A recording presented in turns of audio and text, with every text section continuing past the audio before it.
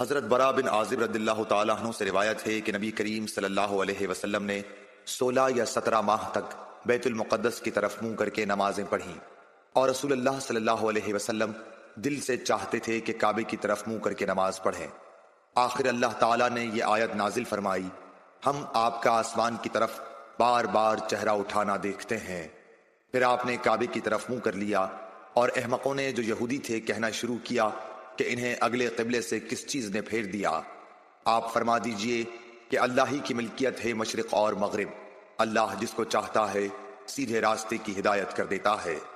جب قبلہ بدلا تو ایک شخص نے نبی کریم صلی اللہ علیہ وسلم کے ساتھ نماز پڑھی، پھر نماز کے بعد وہ چلا اور انصار کی ایک جماعت پر اس کا گزر ہوا جو عصر کی نماز بیت المقدس کی طرف منہ کر کے پڑھ رہے تھے۔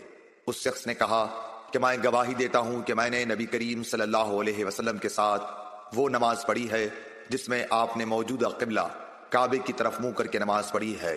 پھر وہ جماعت نماز کی حالت میں ہی مڑ گئی اور کعبے کی طرف منہ کر لیا۔ صحیح